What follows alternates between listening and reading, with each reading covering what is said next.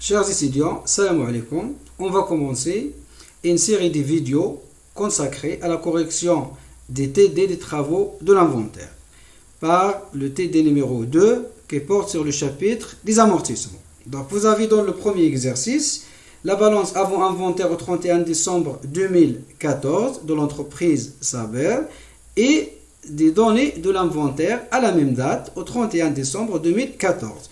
À la fin de cet exercice, on vous demande de répondre aux questions des amortissements. Avant de démarrer la correction de cet exercice, j'aimerais bien vous expliquer ces deux parties, c'est-à-dire le contenu de cet exercice. La première partie, la balance avant inventaire.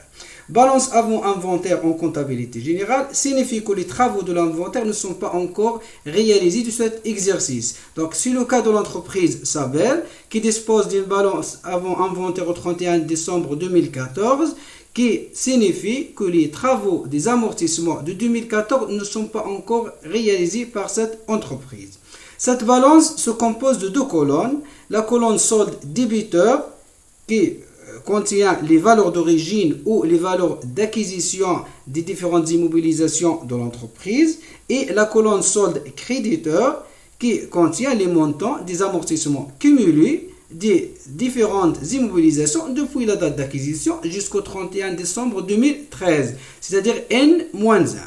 Les informations complémentaires, ce sont des données qui complètent la balance avant inventaire et essayez toujours de faire une compatibilité ou de vérifier cette compatibilité entre la balance avant inventaire et les données de l'inventaire. Et je prends l'exemple de matériel de transport.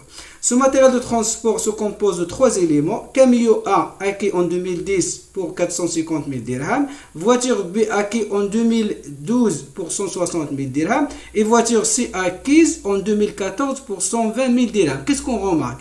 Les deux premiers éléments ont été acquis pendant les exercices précédents, alors que la voiture C a été acquise au cours de l'exercice de l'inventaire. Et malgré ça, si je fais la somme de ces trois montants, je trouve le montant de 730 000 dirhams qui va figurer dans la balance avant inventaire dans la colonne solde débiteur pour le montant matériel de transport. Matériel de transport, 730 000 dirhams. Donc cela signifie que la colonne solde débiteur n'est pas concernée par avant et après inventaire. Donc on parle avant ou après inventaire pour les amortissements et par la suite les provisions et les régularisations. Donc essayez toujours de faire attention pour les données de l'inventaire et les informations complémentaires parce que ce sont deux parties complémentaires. Je vous remercie, à bientôt.